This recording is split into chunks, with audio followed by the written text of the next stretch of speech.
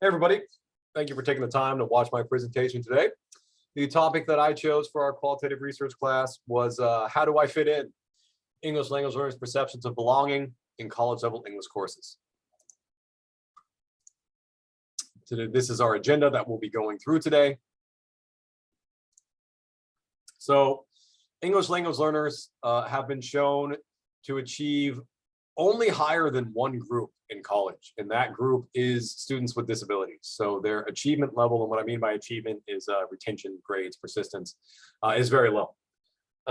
These students have a higher likelihood of dropping out of college early, and they are more likely to choose terminal degrees over transfer degrees, and we are talking about community colleges here. Now, it can be discussed the role of the community college in forcing these students to those outcomes, but that's for a different topic. But some researchers postulate that a lack of belonging can be a reason why these students are having these disparate outcomes. Belongingness itself, has been studied extensively through Aston back in the 80s and Tinto in the 90s and now Strayhorn. But belongingness as a theme, or as a theory, can be linked to higher levels of campus community integration. So it can be linked to students participating more on the campus, whether that be through clubs or whether that be just working on campus, many different ways. Those students that do participate more on campus are linked to higher levels of GPA, higher levels of retention. So they're going to persist more throughout their education and more likely finish than other students. And then it can be associated with higher levels of community building within the academic environment itself, whether that be through study groups, whether that be through just, making friends in classes. So the more that a person feels as though they belong, the higher their outcomes are going to be. So the context of the researcher is important because me as an individual, I am very different than the participants I have chosen to conduct this research on. I am a white male, come from an upper middle class upbringing. I was, however, raised in a rural community around agriculture my whole young life, and now where I work, I was exposed and worked with migrant workers on a continuous basis throughout my childhood, as well as my current career. And the academic work that I've chosen to pursue throughout this program has been focused on English language learners and Hispanic students. I currently work at an HSI, and a lot of my work in my current role as a counselor is done collaborating with our English faculty to conduct several different programs aimed at increasing the success of all students within college level English courses. Before this program and this study, I wanted to specifically focus on English language learners.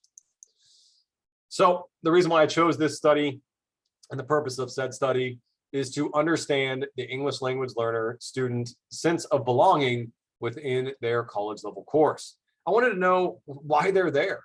Why are they in a college level English course? I mean, we look at all this research saying they're not going to be taking these classes, but okay, we got a lot of students here taking these courses. What motivates them to do well? Okay, why do they want to do well in this class specifically? Is it a graduation requirement? Is that the only reason why? Do they want to learn English and they've done the English as a second language sequence and now they want to take it a step further? So with those tenets in mind, the questions I came up with, and with the help of Dr. Hopkins, of course, was how do ELL students experience belongingness within college level English courses? How do ELL students construct themselves as able to navigate college level English courses as it pertains to faculty and peer interactions? So the research design was a with insight case study. There's a single instrument model, which was the sense of belonging, the sense of belonging protocol that I created. Midcoast College, the college pseudonym that I've chosen, serves as the bounded system for this study. Triangulation occurred through field observation of the college's language lab center, which several English language learners use, and it's being done in person, unlike all of our classes on campus, because this is California and we're still doing remote learning. The interviews of the 4 participants, and then the document analysis. The document that I chose was the English language, or the language labs manual. Okay, so those served as my 3 different artifacts for triangulation. The paradigm that I chose, I strongly believe that learning relies a lot on previous experiences within academic communities and academic learning, it relies on how you've experienced classes in the past. And this paradigm, excuse me, also allows me to view different perceptions of each individual as theirs, rather than what my perception is of their learning being augmented onto what they're responding. It allows me to view it through their lenses and coming from different realities. The theory that I chose was Strayhorn's theory of belonging. There's 7 tenets to this theory. They're not all listed here. It relies on perception within the environment. So how does an individual perceive where they're currently at in the academic classroom? There's a lot of different theories of belonging out there. Tinto in the 90s and Aston in the 80s had their own, but Strayhorn's is specifically focused on college students. So I felt that made it the appropriate theory for this study. And kind of the main points of it are, it really relies on the level of connectedness an individual feels. Does an individual feel as though they matter in that environment? And are they accepted in said environment by their peers, the instructor, and things like that, even the college itself, or even if we look bigger at the state, which we'll talk about later. And are they respected there? Are they respected members of the community? So the trustworthiness factors or tenets that I adopted were member checking, and I'll talk about that in a bit. Triangulation of the results, or triangulation of the artifacts, excuse me, with the interview transcripts, the language learning lab manual, and the observation of the language lab. Rich, thick descriptions of my data collection and my data analysis, and then reflexivity. As I said before, social constructivism allows me to see multiple different perspectives. But working with this population of English language learners, some of the things they said were left open to interpretation just because of their lack of English proficiency. So my member checking really helped with me going back and making sure it wasn't just me filling in the blanks of what they said, but what they said was coming through, what their voice was coming through in the study, rather than my interpretation of their voice. And there was a lot of room for interpretation, which I wanted to try and eliminate. So the data collection, the participant selection that I used was, I went to the undocumented student club on campus and gave a spiel about this study, and then emailed all of them and said, hey, if you want to participate, let me know.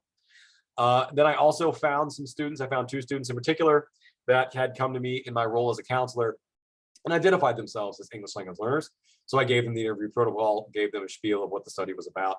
2 students that had attended the club meeting, or actually 6 students that attended the club meeting volunteered, and the 2 students that I recruited. I couldn't use all 6 because 4 of them from the club were not currently enrolled in English as college level English classes. So that was another kind of requirement for this study, was they had to be currently enrolled in those classes. Ended up with the 4 participants, did the initial interview, which was about an hour in length, and then the 30-minute follow-up member checking interview, where I reviewed their question or their responses to questions with them and made sure that's what they were saying without any interpretation on my part. There were some questions of, what did you mean when you said this? Or could you please clarify this statement for me? But I really wanted to make sure that their responses were coming through and not my interpretation of what they said, which was difficult. So again, the observation of the English, or of the language lab, the document analysis. The transcripts were somewhat sloppy through Zoom because of the lack of English proficiency. So that's why the member checking served a very big role. So once everything was all cleaned up, part of the member checking too, I did go over some themes that had come forth in the initial coding of the transcripts. But then I color coded all of the transcripts and put their responses into Excel, and then began the coding process using descriptive coding. The initial coding was for themes, so I did use keywords. Keywords were hard though, because of the lack of English proficiency. So I had to kind of look at what the student was saying, and associate that with the theme that I came up with. And the themes were community, pride, and resilience. So the keywords, there were some keyword usage, but with the individuals and me not wanting to put words in their mouth, I really had to extrapolate what they were saying without looking for specific words. So it was more phrases that I was looking for as well. So what did I find out? The first question, how do ELL students experience belongingness within college level English courses?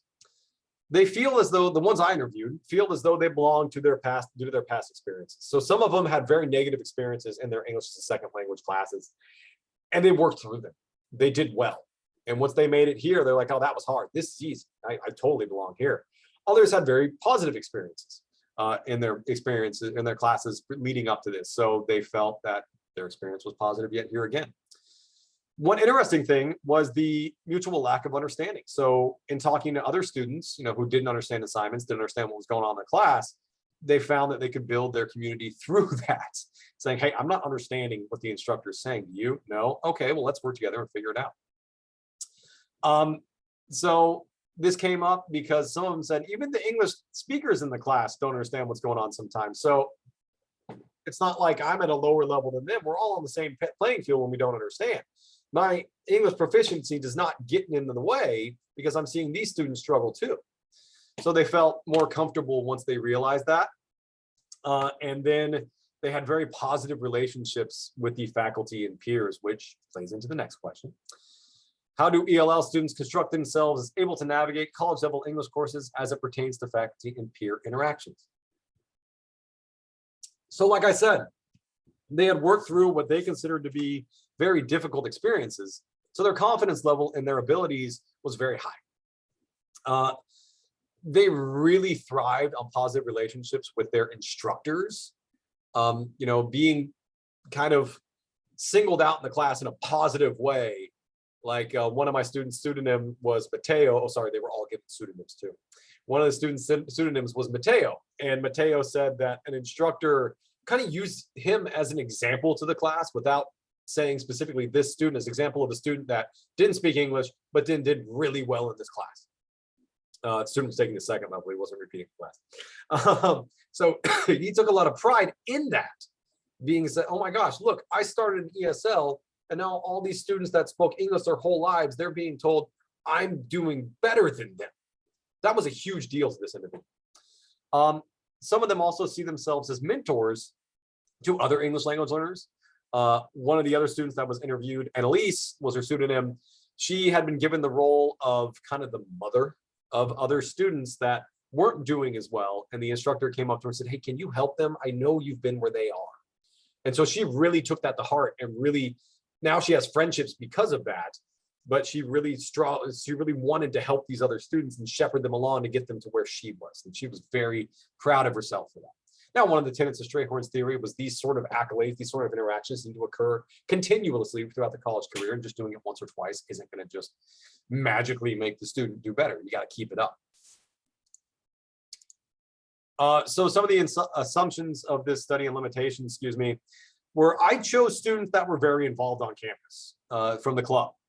So the students that I was able to recruit had come to see me as a counselor. Not every student does come to see advisors or counselors, as we well know. And usually those students that aren't doing as well don't come and see those students. Those students that aren't doing as well aren't in clubs. So I know Cresswell and Poth talk about trying to get the gamut of participants, ones that are here, ones that are here, in terms of grades. So I was unable to do that. The students that I did try to recruit that had lower grades through my embedded counseling project couldn't do it because of work. So if I were to do this again, I would love to have a larger range of students, a bigger bell curve, if you will. Also, this was conducted in California. We have very positive laws for undocumented immigrants that are taking college classes. If this study was done in a state that discouraged enrollment of non-residents, I don't think we'd have the same results. Like North Carolina, you can't get financial aid, you can't even enroll, but there are ways to get in. So, the students that are there probably wouldn't be as positive with what they say. That was the thing, is I had a lot of positive results in this. So I really want to keep this up and do it again and try to get some negative responses too, and see, how belongingness truly affects a student when it's not there. I don't think I have that in this study. These are my references. If you have any questions, I am happy to assist and answer them. Thank you, everybody. Have a good one.